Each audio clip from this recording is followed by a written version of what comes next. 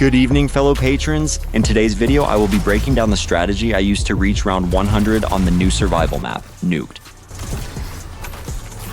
There are a few interesting quirks about this map that make reaching round 100 a bit tougher than reaching the same milestone on Paradox Junction.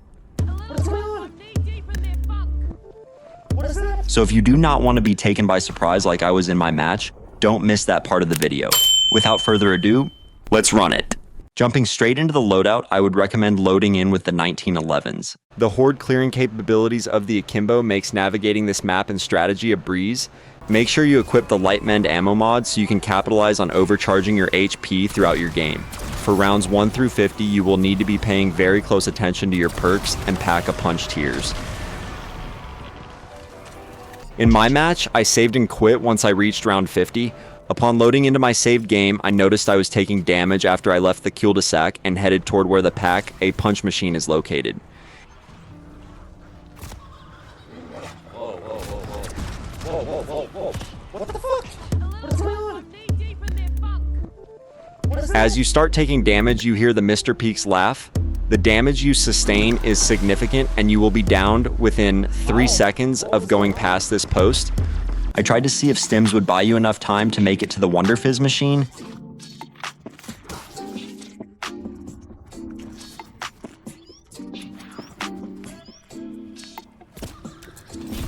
But they are useless.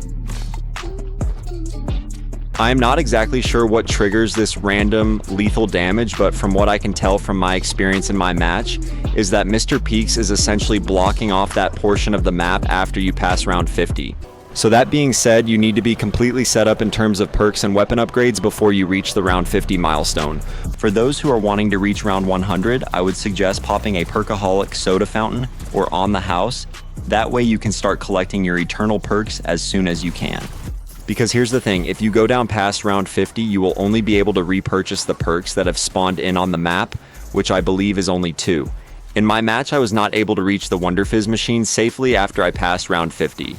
If anyone watching knows a way to enter into the back area of the map safely after round 50, please let us know.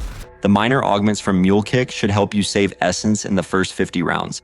So make sure to have them equipped upon loading in on round 1. You can always save quit and change the augments once you are fully set up for high rounds. Here is a video showing all of my augments that I used in my match for those who are curious.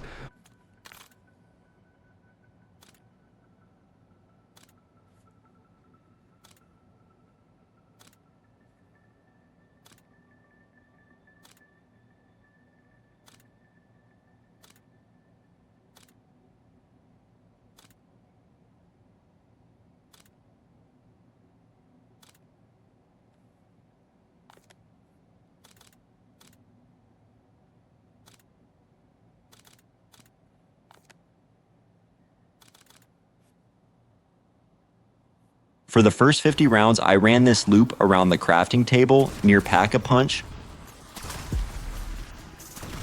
With the free throw major augment from Mule Kick, heavy Casimir use is sustainable.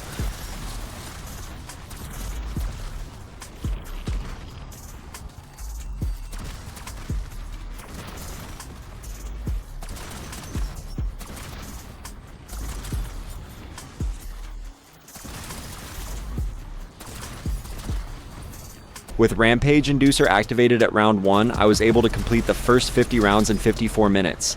Not too shabby, it's a very easy and safe strategy. Similar to my Paradox Junction round 100 strategy, you will start on top of the semi-truck. Thankfully, in this survival map, you do not need to worry about shock mimics spawning in. Wait 2 or 3 seconds atop the truck before making your way over to the yellow house trap. Activate the trap and continue through the garage and up the deck stairs. You will then mantle up and over the deck railing and navigate through this side yard. It seems a bit congested, but with PhD Slider and the 1911s equipped, you will be able to clear any zombies out of your way. I like to then hop back onto the semi-truck for a second or two and then renter through the same trap. Your goal is to make as many of these loops during the trap's activation period, that way you can continuously eliminate zombies without expending really any effort at all. You should be able to pass through the trap at least twice before it shuts off. Sometimes 3 if you are hightailing it around the block. On your third loop, I like to take out my secondary weapon with the Brain Rot ammo mod. I will fire it until the ammo mod activates, at which point I will cycle to my third weapon equipped with the fireworks ammo mod. Don't spend too much time shooting your weapon. If the ammo mod doesn't activate after a few shots, it's probably still cooling down. Your focus will then need to shift to the greenhouse.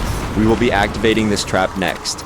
Once you activate the greenhouse's trap, quickly climb the stairs and hop over the railing. There's a zombie spawn right at the place you will land, so you will need to be prepared to fire your 1911s if you run into zombies in the side yard. I like to then scale the bus again, wait for a second or two, and then re-enter through the greenhouse trap until it shuts off. Once the greenhouse trap shuts off, you will want to scale the bus like we did last time, but you will throw a Casimir after a few seconds. This will buy you a few seconds, and if timed right, the yellow house trap will be ready to be activated for a second time.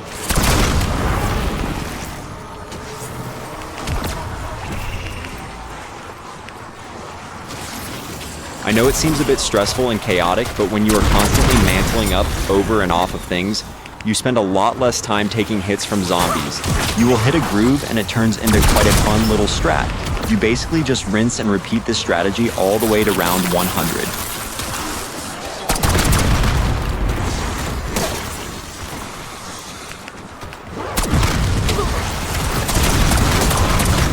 The trap does cost a pretty penny, and you will be constantly purchasing ammo for the 1911s, so just be mindful to whether you're slowly losing or gaining essence as you progress through the rounds.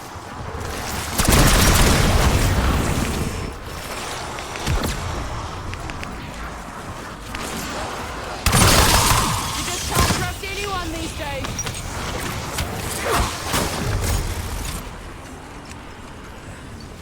The dog rounds can be chaotic if you are short on your Casimirs. I would recommend going into that round with at least 2 in your inventory just to be safe. That would be fun at parties. The vanishing bit, not the murder.